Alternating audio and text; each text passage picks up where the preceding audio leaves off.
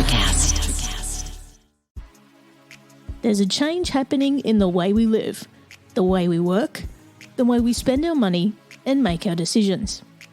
We are evolving to be more conscious in our actions in a way that serves the world and makes it a better place. Welcome to the Ethical Evolution. The Ethical Evolution podcast is brought to you by Ethical Change Agency.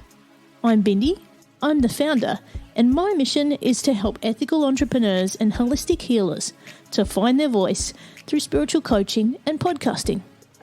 I'm honoured to bring you the stories of those who create change through healing, kindness, innovation, purpose, and spirit. Understanding that to create collective change, we need to be the change. It all begins with us. Alex Reegan is the author of What Needs to Be Said, as well as an interfaith minister, speaker, and transformational spiritual coach who uses his intuitive wisdom to help guide people towards their own inner knowing. Born into an evangelical Christian family that prevented his true identity as a trans man from emerging, he spent years in depression, anxiety, and addiction trying to break free of the oppressive beliefs that bound him.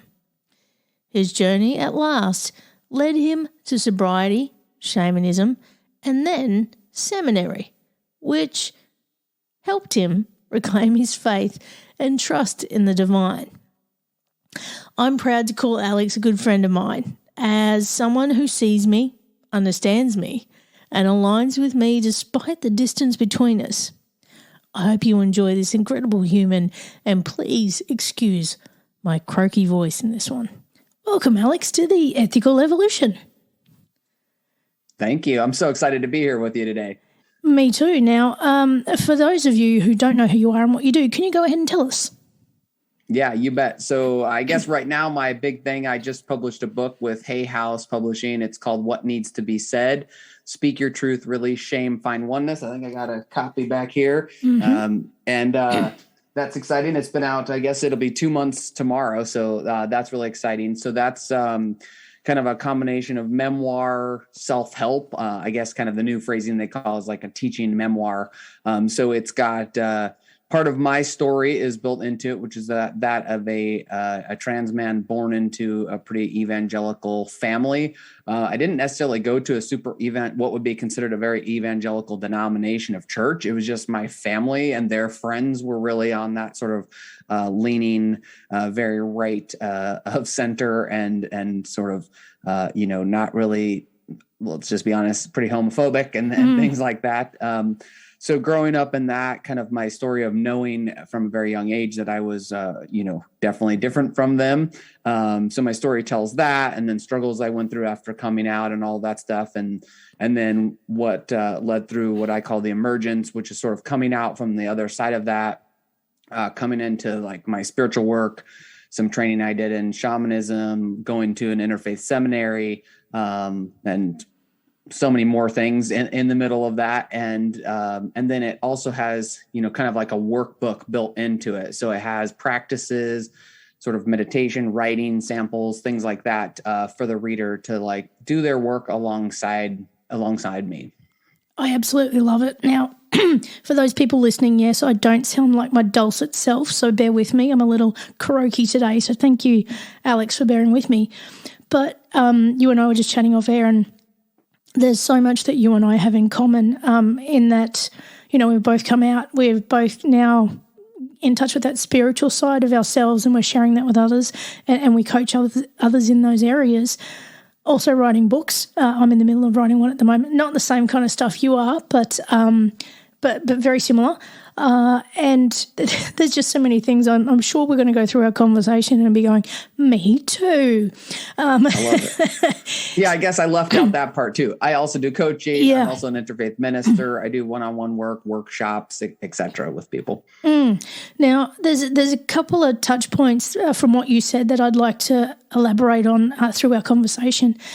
One of those is obviously your coming out story, and how that was for you. And also the sentiment for you at the moment in terms of being a trans person in the US at the moment. Obviously with all that's going on in government there at the moment. The other thing I'd love to touch on is shamanism, how you got into that and what you've brought out of that into your practice now. Yeah, you bet. So let's start with your little bit more detail in your story. Take us back to where it started for you. Yeah. So, I think as a little kid growing up, in the 70s and 80s, obviously I didn't have the language where I lived. Certainly, I didn't have language for gay that young. Certainly, I didn't have language definitely for transgender at that time. So, I think I just knew, I have a story I share in the book. When I was about 6, 7, I was playing in the front yard with my brother and a bunch of boys in the neighborhood. And we were all kind of running around in the sprinklers with my shirt off, all of us with our shirts off. And my mom, sort of very frantically was like, oh my God, you have to put your shirt back on, girls can't go outside. And I was just kind of like, I was very confused. Like, this is weird. I look just like them. They look like me, and that was sort of the first moment of like, something's awry here, kind of thing.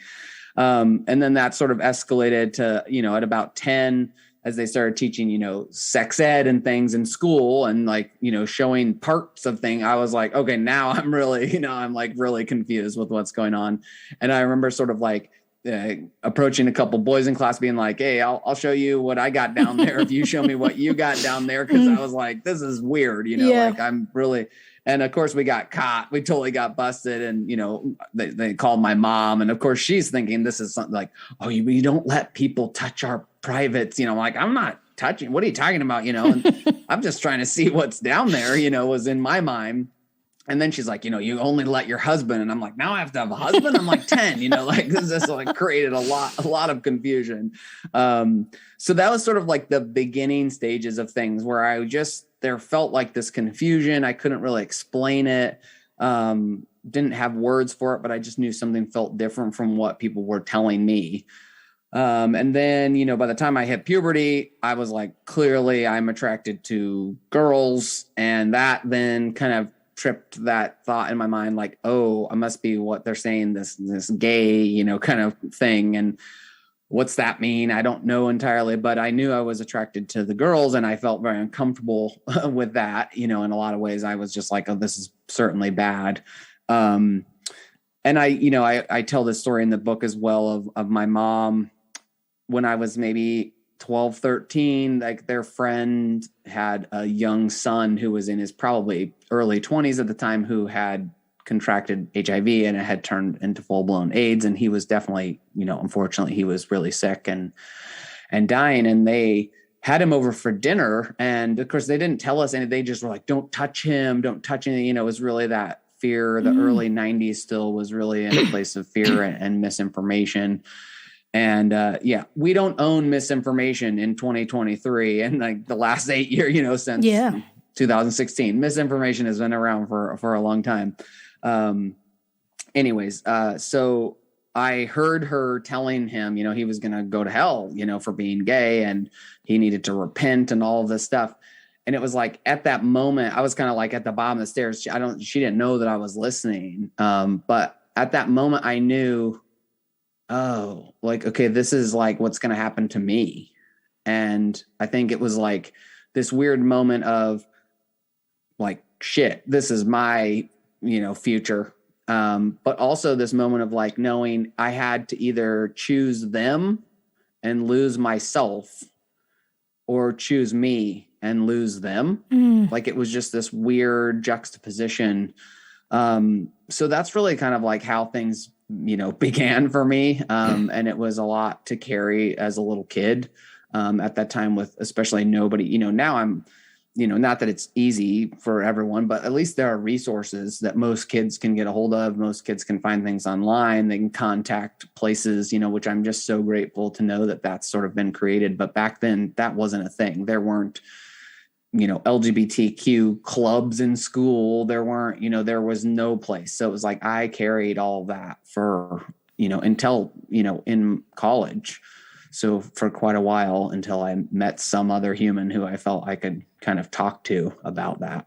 And I think it's when we tell our stories that it actually helps others understand theirs, and I think that's where our unity is as people. And as you were telling your story, I'm like, yeah, it's so similar to mine in that, when I was a little girl, I'd be down the street on my bike with the boys, no shirt on, down the creek, up in the crops, all this kind of, because I lived in a small country town. I was out with the boys. I was doing all the, the fun stuff. And again, my mum would be yelling at me down the street, get home, put your clothes on. And she'd always be trying to make me grow my hair and, do it, Princess Leia buns on my head and all this kind of shit. And I was like, nah, this does not feel right for me. And it wasn't until I got a little bit older, I'm like, things still don't quite feel right. But, and eventually, everything fell into place. It was like, oh, I get it now, And, everybody has a unique experience and how they, it's an evolution, really, Totally. And there's some people who also, they might think, oh, no, I'm gay, or no, hang on, I might be bi, but there's nothing wrong with what you're feeling, I think is the most important thing. Whatever your attraction is, no matter how you identify, there's nothing wrong with it. It is you, it is unique, and there is a spectrum, Not everyone is 100% straight or 100% gay or whatever. You are you. I think that is the most important thing we could share with anyone when it comes to identity and sexuality. Definitely. What challenges do you face now in the US with all this trans talk going on in the background? Obviously, it's got to feel a little bit discomforting, to know that people want to put laws in place around this kind of stuff. Yeah. I mean, it's, I'll be honest with you, it's pretty intense right now here. There's a lot of, again, misinformation is really just sort of flowing freely right now. And I think that's the thing, as I think my book couldn't have come out at a better time. I mean, it's kind of ironic, even a year ago when I turned in the manuscript, a year ago on the July 4th, I turned in the full manuscript. It still wasn't what it is now, and 2 years ago when I got the deal, it was like, I couldn't have imagined we'd be at this space where we have like 400 or 500 laws now that are trying to be passed all across the United States. I know the UK is facing things, it's pretty rampant around globally, honestly. But there also are really positive things happening that are happening in other countries as well. And even here in the States, there are positive things that are happening in the more as we call them, blue states, the more liberal states. So, it's got its intensity. It's if I'm having an off day, it feels like a heavy weight and a heavy burden for sure. Like, oh my God, how are we going to overcome this? But one thing I also have really learned is the best thing I can do is my own internal work. And I don't mean that we can't do things out in the world as well, that we can't protest, that we can't write letters, that we can't give money to organizations that are fighting these laws, et cetera, et cetera. By all means, do that. But I also know that if something feels uncomfortable to me, if I feel, I know the word triggered gets thrown around a lot nowadays, but if I feel triggered by something, I know my first sort of go-to nowadays is to say, oh, okay, there's something inside of me that's like wanting this external out here to be different so that I feel better. And that's always like a big red flag to me, because to me, I notice like one thing I've come to with my parents is a similar thing. My parents, obviously, it sounds like in a way, possibly your parents too, they wanted us to be someone they needed us to be so that they would feel better. Yep. Because then they wouldn't feel whatever was coming up for them. Yeah. So if I do that same thing in return, I've become no different than they are. Mm-hmm. And that's really sort of struck me in the last few years as I've finished the book. And as I've been building up to sort of, it's like a whole nother coming out. This is like now, again, now this is for real. Every time someone reads the book, it's like another coming out. It's another coming out. And so that's one thing I really have tried to do is, what can I do inside of me? What can I heal about my own shame, my own self-loathing, my own fear of getting it wrong, my own fear of being punished by God or by society or whatever, and just to keep trying to dig just keep excavating deeper and deeper. What can I heal? What can I heal? Because I do believe our external is a reflection of what's going on inside of us.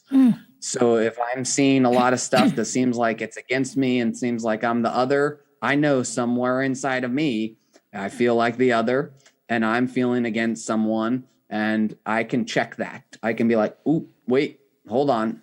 Let's look at this. Like there's something going on here. Absolutely. So. And, it just made me think that, I know there's people in our LGBTQIA plus community who are quite militant, in the forefront of their mind is always, how are people attacking me? Or how are they not being fair to me? Like, how about you just take a look at yourself? The change starts with us. And that's the big thing that this show's all about, is like looking at ourselves and how we can bit by bit be that change we want to see in the world. And you're exactly right. If you're triggered by something, it's something in you. It's not what somebody else has done. And we are getting so sensitive to not triggering people, but it's them, it's not us. So that is a really, really important way to look at it, regardless of how you identify and what's going on in your world, is like, what's going on with you? Yep. Do you see the same thing in the circles over there? Like there's people who get out and they protest and they big voices, but what are they doing for themselves? Yeah, 100%. Yeah. And again, that's what some people feel that's their calling or that's their work, to be out there on the front lines, pounding the pavement, fighting.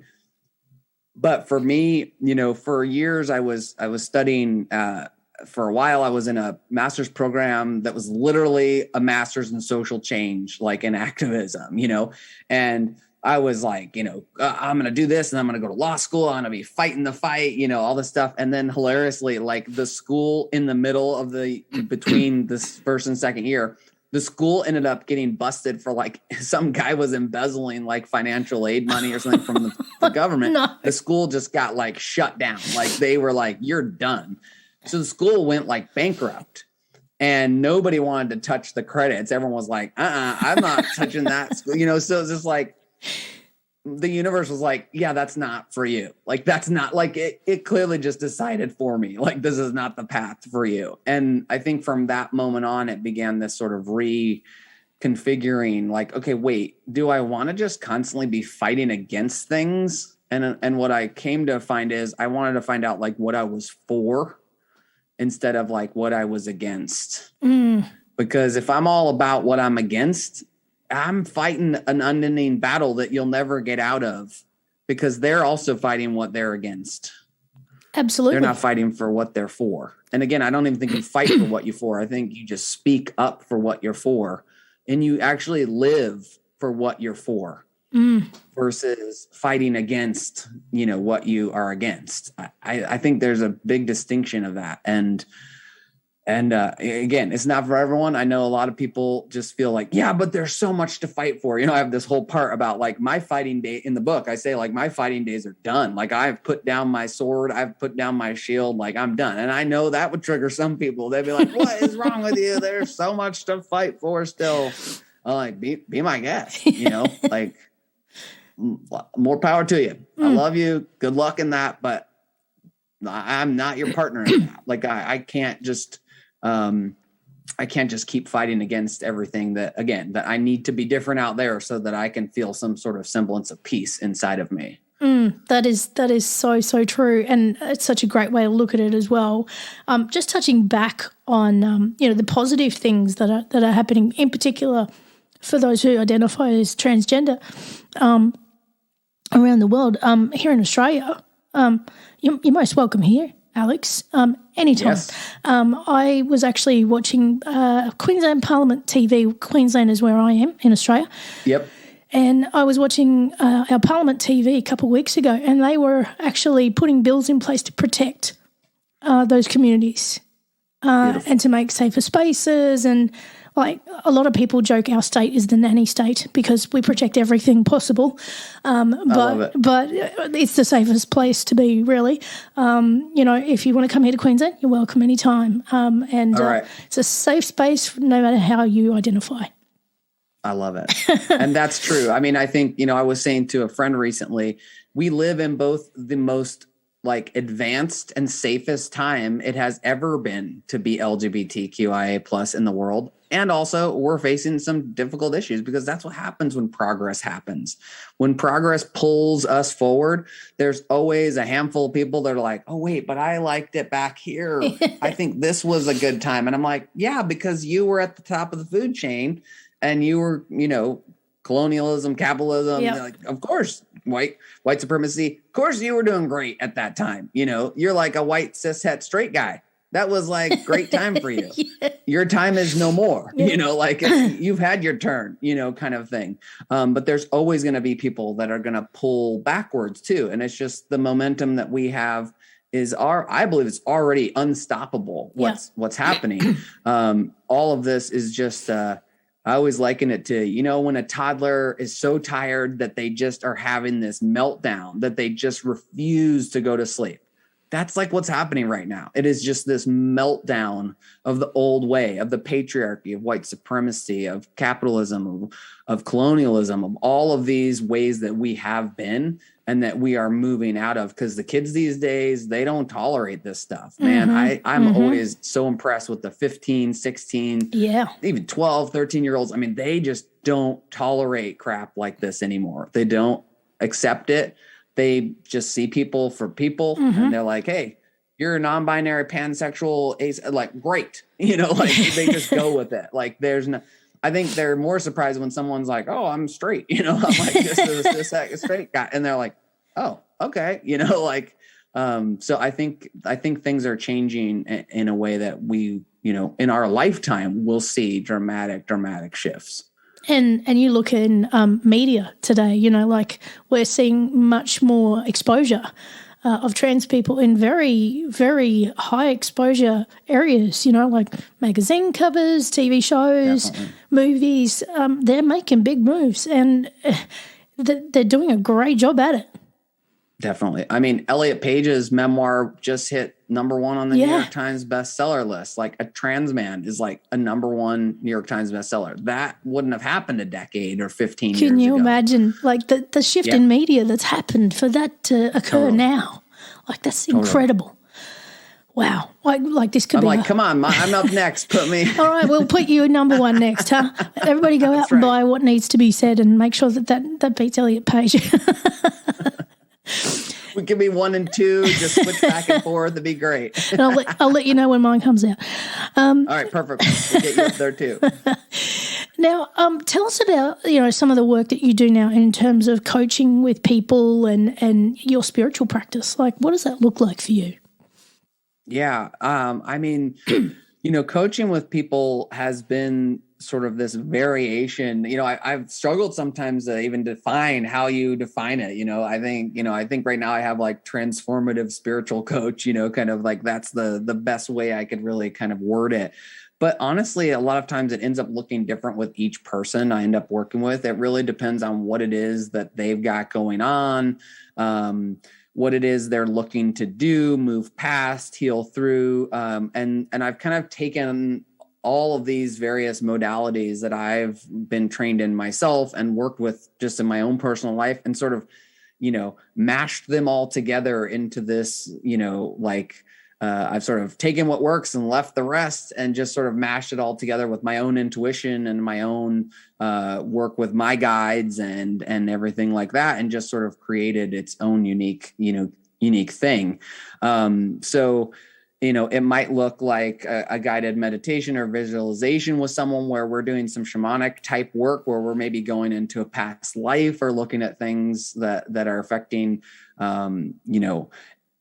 what they think is going on right now. I'm like, it might not be connected to this. It might not be connected to what you think it's connected to right here. It might be connected to something deeper from your childhood. It might go back into their lifetimes and just sort of like, helping people, sort of facilitating that journey for people, and helping them access that themselves. But I do think a big part of it is, the tagline I sort of use is that I yearn to remind people of who they are. And I think a lot of times we get caught up, I was at like a big workshop, recently with some well-known people who were spectacular. I mean, the workshop was one of the most spectacular. If you could put on a workshop of how to put on a workshop, it was that. I mean, it was spectacular. But what I was paying attention to a lot was the people, like the people attending. And what I kept noticing is that so many people show up for workshops or show up to work with coaches or other spiritual people who do readings, sessions, Akashic readings, shamanic work, the list goes on.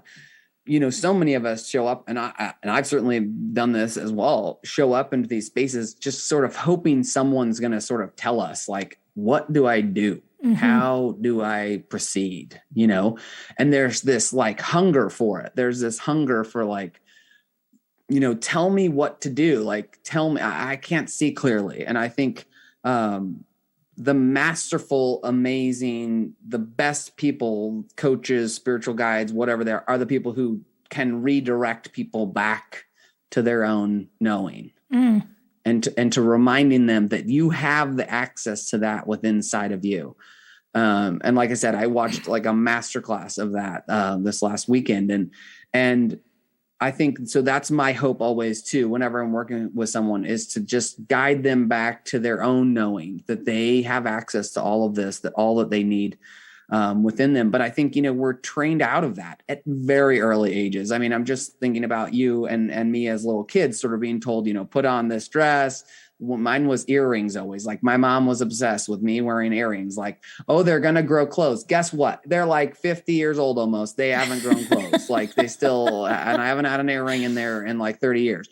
So it was always this thing, do this, be this. And I think we lose sight of in our own guidance system, so we sort of get trained out of that. And so I think, again, the best coaches, the best people who are doing this kind of spiritual work are going to guide you back to like reclaiming that, reconnecting with that, and sort of relearning that guidance system and finding that like that authentic voice of you inside of you, not as like someone you need to become or, something like that, like even being different than who you are, that it's inside of you. And everything you've just said is practically what I would say if someone asked me the same question. Awesome. With some variants. I also being a spiritual coach, it is what people need in the moment. You meet them where they are, you know what I mean? And totally. I've kind of done the same thing where I've taken all these different practices that I've experienced or learnt or just somehow developed and mashed them all together and just pull them out of my toolbox as they need them. Whether it be meditations, whether it be, actually connecting with them and find, like I'm a little bit psychic as well. So I get psychic messages as well.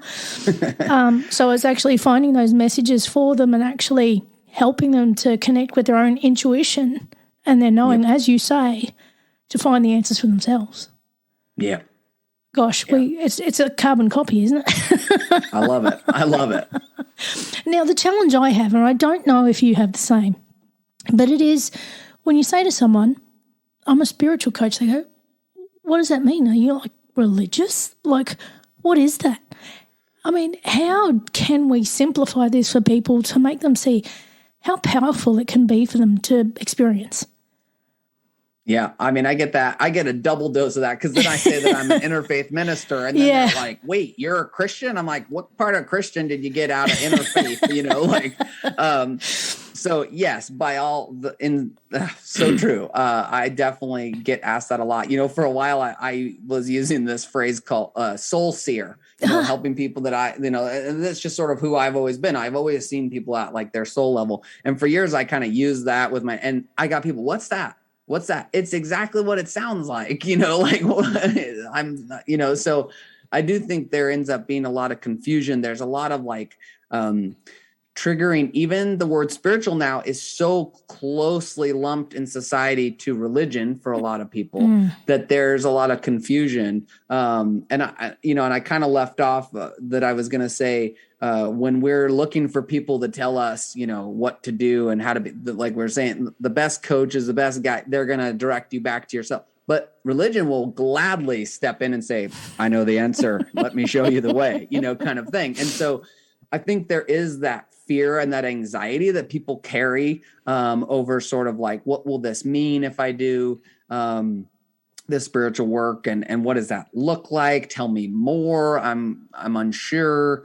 And especially, I find in the LGBTQI plus community, there's sometimes a real aversion, like, hey, I've been down that road before. I've been burnt by that, so yeah, it's a challenge. And I think in part it is about, it always comes back to me. I mean, I know social media is great. I know, great. I use that term loosely, I guess. It has its downfalls, but we've found each other through these kinds of things. That's how we do get around nowadays. But I also think, word of mouth and other people telling other people, hey, I had this coaching session, or I had this session with someone that's like an intuitive that does blah, blah, blah. I can't even totally explain it to you, but you should try it. I do think that still is such a profound way of like sort of spreading the gospel, so to speak. I think that is a really crucial and important part. So I think it's also about telling the people who we have worked with, hey, make sure you tell other people, pass my info along, because I think that's a really, really important thing. And, and I'll toss this out there, or like we could talk about it at the end, but I try to give as many free sessions as I can to people who are LGBTQIA plus, because I know also like our community is hard up to find resources. Sometimes it's hard to like, I don't have extra money to spend on what we might see as like not necessary or something, but I really do encourage people, like, this stuff is necessary. Your life will definitely improve if you get into therapy or doing deep spiritual work, like we're talking about. It's going to definitely help you, and it's going to help you grow and expand, through the trauma that you have most likely suffered by living in society right now. Absolutely. And, I interviewed a master coach recently who used to work for the Franklin Covey Institute. So right up there when it comes to coaches, and I asked them, why should people invest in a coach? People don't think it's worth paying for. Like, why should I pay someone to tell me what to do? But if we liken it to, a sport, someone in the Olympics, are they going to, go to practice in their backyard and win a gold medal? I mean, if they're bloody good, yeah, maybe. But the only way you're going to reach the pinnacle of where you want to be in any field in life is to actually invest in someone who can help you take those things to the next level. You can't do it all by yourself. If you want to be great at something, you can get so far on your own, absolutely. And I highly encourage people to tap into that. But if you want to go next level, a coach is where you go. Definitely. That's a beautiful analogy, metaphor. I mean, I've not thought of it that way myself, but that's absolutely the best of the best had extraordinary coaches. I mean, I'm sure Michael Jordan, all the greats of all sports, had a great coach somewhere along the way who was a person who helped them go to the next level. And we so revere sports, right? We revere those people. And that's a great metaphor then to take. Okay, great. Then, if you want to reach your level of whatever your industry is and whatever your passion is, you want to reach higher levels. That's a great way to do it, to get someone to help you. And I also just think in community, you said earlier something when we were talking at the very beginning about storytelling. I also think storytelling, we've always been storytellers. We have been storytellers since before we even verbally, there are caveman drawings on rocks in caves and on walls all throughout this whole planet, from our ancestors long ago, before there was necessarily even verbal language. We've always been storytellers. And I think that's where our healing lies. Absolutely. Is really in our storytelling and in walking in these journeys. I think the reason we're actually in such a place of struggle that we are in now is because we become too independent. We become too isolated. Like, I'm over here, you're over there. We never lived like this. We lived in community as tribes and villages. We lived as one. Everyone played a role and played a part in order for the whole community to thrive. And I think we've gotten so far away from that we just we're just isolated. I remember I've quoted a woman, Dr. Edith Eger, in my book. She wrote the book called The Choice, and she was a Holocaust survivor. And I heard her speak in person at a synagogue, and she said the people who survived in the camp were the people who worked together. And if you went at it alone, you didn't last for very long. And she tells this extraordinary story of like when like they were free, like the day that they were about to be freed by, I think it was the Americans, could have also been the Russians, coming in to the camp. But the Nazis like were marching them out, and they were trying to escape with like whoever was sort of left. And her back was broken. And they had said, if you stop, whatever, we're just going to shoot you. Like, this is the end, and her friends carried her. And I just always thought of that image, that it's just like, that's how we're meant to be in community, in this collective. We're not good at going it alone. We're just not. Absolutely. And, there's another analogy I've made recently, and I'm actually going to talk about our friend, mutual friend, Nikki LaCroce from the Who the Fuck podcast. She and I had a conversation, and ever since I've used this analogy when things get stupid in life, and it goes back to cavemen, funnily enough, as you were just saying. I was talking to my mum yesterday because all the people going on about trying to get Taylor Swift tickets here because there's only 4 shows or something and only in 2 states, and everybody's losing their mind. And I was just like, people are just like, their life is over because they can't get a Taylor Swift ticket. And I was like, come on, get a grip of yourself, really. There's people here who can't eat right now, and all you care about is a Taylor Swift ticket and not getting one. Yep. But I love to look back to caveman times. If they had a TV screen in their cave looking at us today in 2023, they would be sitting there laughing about how crazy we all are. The stupid shit we do. Like I was saying to Nikki, we shoot each other. We're there trying to survive and not get eaten by a tiger. Yep. Look at that difference. If we can just take perspective into things and go, wow, what a world we live in now. And it doesn't need to be that way. Definitely. I mean, we're like the only animal that actually harms itself. Yes. Like other animals do maybe once in a while over extreme territory or like for good reason, right? Or like, you're going to harm my young, not just nilly-willy, like, hey, I'm going to go to the mall and shoot 30 people. Like, it's unbelievable, what we've evolved into as a species. I just think it's such a useful analogy, like when the world gets crazy, you just go, imagine the cavemen watching us now. What would they say, and what would their experience be? Yeah, for sure. I think they would be pretty stunned. If we can strip things back sometimes, it really just helps us see how crazy we all are sometimes, and that all this other shit doesn't matter, Agreed.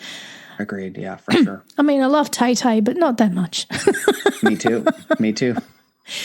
Now, you got into shamanism as well and tried that out, and also now integrate that into the work that you do.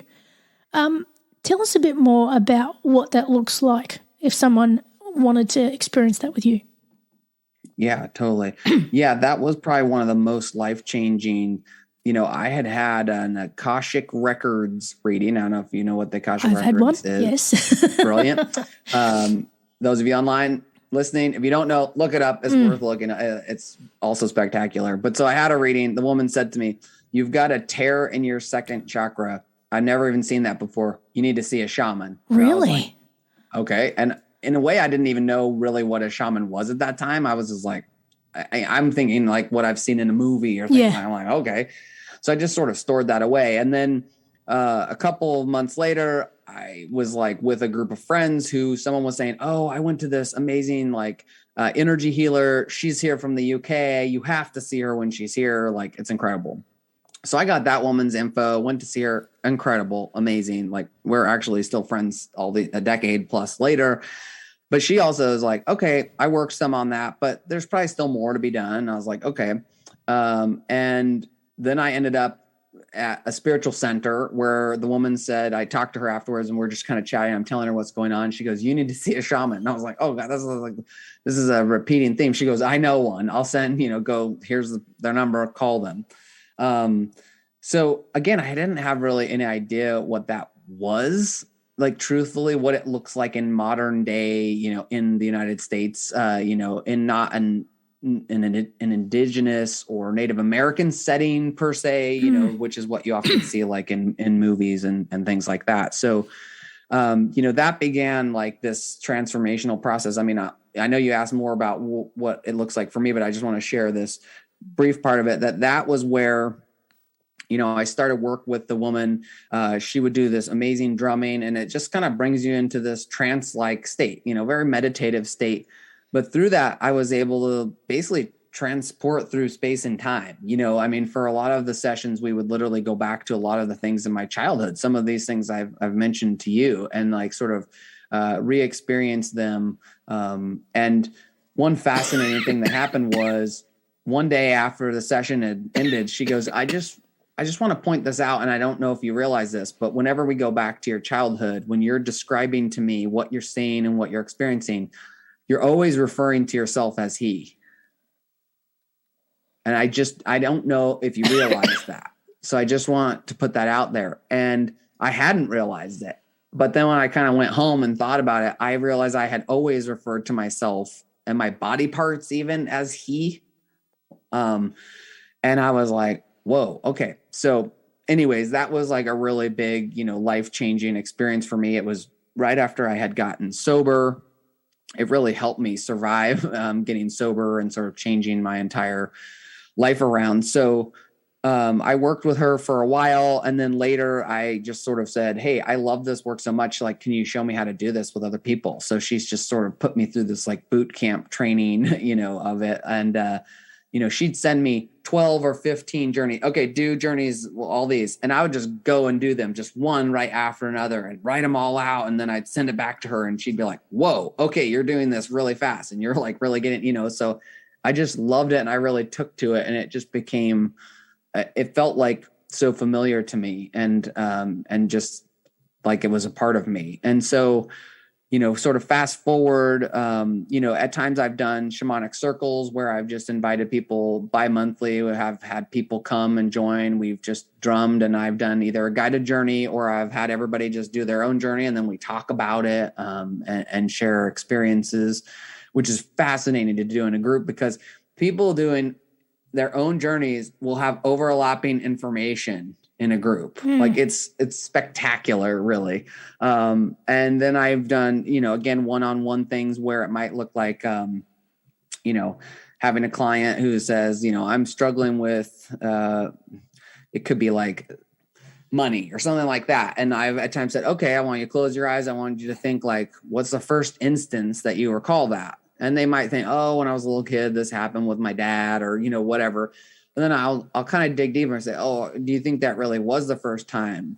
And sometimes it'll be that people can just instantly transport themselves back to, oh my God, I'm seeing this vision of this other life. I'm like a farmer, and then people always go, I don't know if this is real or not. I go, just go with it. Just say it, just say what's coming. And people will have this whole extravagant thing that they remember very detailed, and they're just telling me out loud, and I'm, getting questions from my guides that are kind of interacting with their guides. Sometimes I'll see something right before they say it. So it is just sort of walking through that. So sometimes it is past life things. Sometimes it's just energetic things where we're working sort of in some of the other sort of realms to clear and heal things. And yeah, I mean, it's probably been one of the most powerful tools, even just for my own self. It's still such a big part of my own practice, and how I usually, it's how I ended up at seminary. I mean, I was kind of just one day I was doing a journey in my backyard, and I was like asking my guides, okay, I had heard for years people saying that I'm going to write a book. I'm going to write a book. All kinds of psychics, intuitives. One even said, I see on a Hay House stage, and I got published by Hay House. So you can't make that stuff up. And this was like 12 years ago. Anyways, I'm doing a journey, and I say, take me to this, a shaman I had worked with that does this, like a library you go to where you go and you can then open a book and have it transport you, kind of thing. So I went to the library in the sky, I think you call it. And I had some of my guides with me, and I asked them, show me my book. And I'm walking through this room, and all the books were outward, like the spine was showing, like normal you'd see in a bookstore or library. And then there was one that was turned the other way. And I was like, oh, I reach for it, I grab it, I open it. And it was like being transported through, like Harry Potter or magic, Lord of the Rings, like through the portal. And I ended up in this big room. It was like kind of like a conference or a convention. There's all these people in a room, and I'm like making my way through, and I see up way in the front, there's a stage, and there's like the big screen, and I'm getting closer and closer. And the screen literally says like Reverend Alex Reegan. And I was like, Reverend? Like, that's weird. Like, what are you talking about? And I kind of was just like, this is really weird. And I kind of finished the journey, and that's really kind of, it started just kind of fizzle out. And I came back out of the meditation, and I was like, what? So I talked to, my mentor. I said, hey, I had this journey. And she goes, yeah, I could see that. And I was like, what? How would I, and sure enough, she knew of a seminary that was like open and affirming, and it was interfaith. And literally within months, I applied there and got into the school, and it was like I saw the future. Is the only way I can really explain it. So yeah, it's been a spectacular part of my practice and just my life. That's incredible. And, through this show, I've met so many people who do all of these kind of practices all around the world. And a lot of them have kindly said, look, I want to do a session with you. And I did a past life regression and future progression session with someone from the UK. Hello, Ray, if you're listening. And we went through this session. God, I think it must have gone for 2 hours. And we went back through my past lives, and I had about 3 or 4 different past lives. And before, I had done this, I've done like 2 years of sound healing where, you bring out, all past trauma kind of stuff through past lives and all that kind of thing. And anyway, we do these past lives. My first life, I was seaweed. I was seaweed. Amazing. Floating in the ocean. And I tell people this, my hairdresser and I still have jokes about it today. But she said, I just want to be seaweed. And then my second one, I was a crow. I was like a bird. Yeah. And the third, I was a Greek slave who was murdered. And I went through the entire death process. It was, I don't want to go through that again. And then went into the future where, yeah, it was spectacular. And I'm starting to see some glimmers of that stuff coming through in my life already. And I'm like, awesome. I see you. Yep. And people listening to us are probably on, these guys are kooky, but this stuff is real. It is real. Yeah. If you just go with your gut and listen to your intuition and go for that ride and just release all your judgment, release everything else. Yep. You'll be amazed what can come through.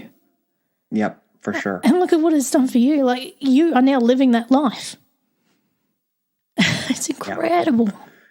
It is incredible. Yeah. And I love this stuff. I mean, I love these kinds of conversations. I love to meet other people who are curious about this stuff and want to experience this, because, man, I would take a conversation like this any day over, shooting the shit about how the weather is or what they're doing at their office job, which I do too. I still do consulting and other work as well. And we all have our lives and things out. It can't always be that deep, no.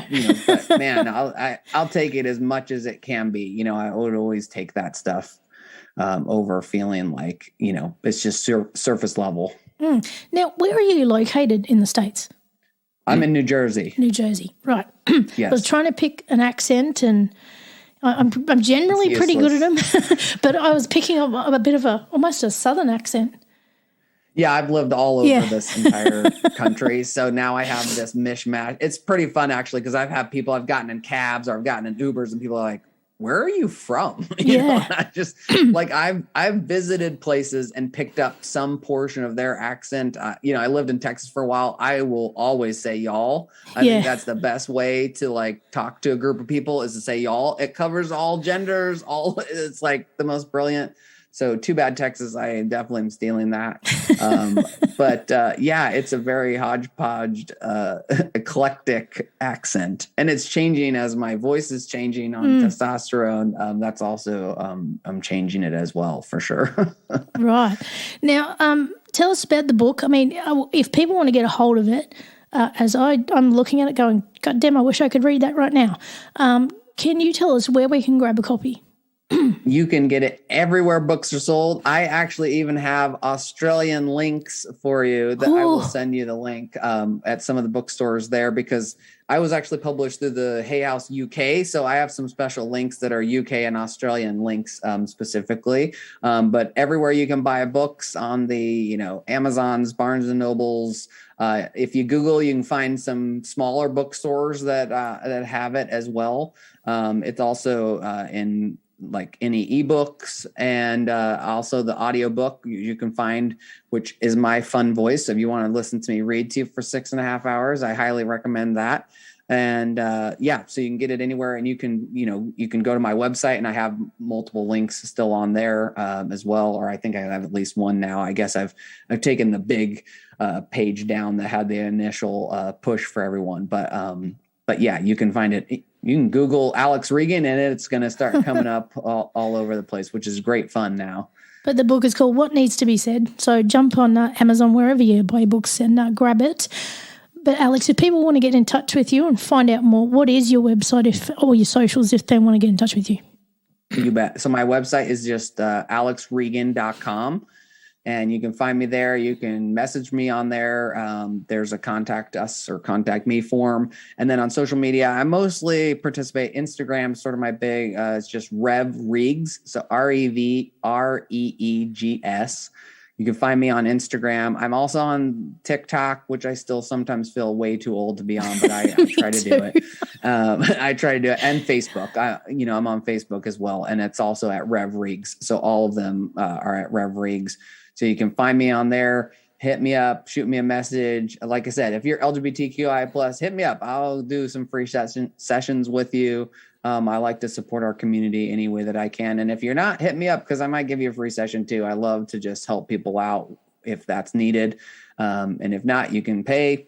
Great. I try not to get too caught up in all of that stuff, because I think, again, I want to help people, and I want us to, come back together and see our collective oneness, and that we're better when we're working together on all of this stuff. I'm going to do you one better, Alex, and I'm going to join the cause with you. And anyone who's LGBTQ plus that are listening and hear us and want a free session, I'll also join you, and I'll throw in some free sessions as well. So hit both of us up if you want to actually try spiritual coaching There you go. And connect with yourself. Awesome. Now, I love it. Alex, I've got the last big question for you. Give it to me. What's the change you'd like to see in the world, and how can we bring it to life? I did a book club. So these women had bought my book, and they had a little book club, and I knew the brother of one of the women. So originally they'd said, "Oh, can you do like a Zoom in with them?" I was like, "Sure." Well, it turned out, he's like, "I'll host at my house. Will you come?" I was like, "You bet." So it was like, 5 or 6 women. Now these are all straight, cis, married. I think they were all women. Like, again, you'd think, oh, what do I have in common with a trans guy? Why am I reading his book? But that's sort of what I've challenged people to say. If you think you won't find yourself in my book, like, I dare you to read it. And the most fascinating thing was every single one of them said, "I saw myself in your story." Wow. Every single one of them. In fact, one of them said the most beautiful thing. She said, almost 2/3 of the way through, I just saw you as this energetic thing that I like, just energy, this being that I was connected to, that I felt total connection with. And it wasn't until I began to start talking about my transition and the surgery that I had and things like that, that she all of a sudden had this cognition of like, oh my God, this is a person with a body. Like, it was literally like the most amazing compliment, because she really just said, I just, for most of the story, just felt this connection through like this love essence space, you know, of what I believe is oneness. And so I think that's my hope. That's for the change in this world, is that we sort of get back to remembering who we are. And that we know that this is who we are. We are oneness. There's no place where you begin and I end. And the more we can tie back into that and do this work to excavate all the crap that's gotten in the way of that, that's who we really are. And that's where our like success lies. That's where our, you know, growth lies, is returning back home to that trueness of ourselves and of each other. That you're not the other. We're underneath it all. We're all running through the same energy, the same connection of love and oneness and unity. Absolutely. You know, and it comes back to like when we're born, you know, the first day we're born without all that programming, all that judgment, all these labels, all this stuff. Like, if we could just take ourselves back to zero, like that'd be a huge change in the world, you know, if we could let go of all of that stuff. For sure. And that's what we're here for. Yeah. That's right. That's right. That's right. For Alex, I could sit and talk to you all day. Seriously, I have lost track of time and space and everything, and have felt completely connected to you, regardless of the fact that you're all the way in the States. Thank you for every single minute of your energy and love right here on The Ethical Evolution. Thank you. Thank you for having me. It means a lot. And I'm so excited that we are all finding each other in these little pods. Nikki, you know, we're all doing this work in the world. And I hope you'll come on my podcast, because I just recently started. I mean, I'm just a few episodes in, so I would love to have you on as well. Done deal. Sign me up. Awesome. Thanks for listening to the Ethical Evolution podcast. If you're ready to be the change and would love to work with me on finding your voice through spiritual coaching or creating your own podcast with impact, visit ethicalchangeagency.com.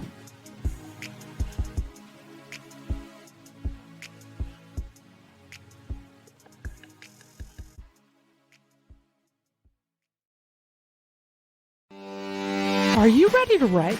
Are you ready to become a published writer? Then tune in and take notes, because each week on Simply Write with Polly, we cover writing craft, the ins and outs of running a writing business, and we'll also hear from some big name authors about how they get their work done and published so that we can learn to do it too. Join us each week right here on the Creators Network of Electrocast for Simply Write with Polly.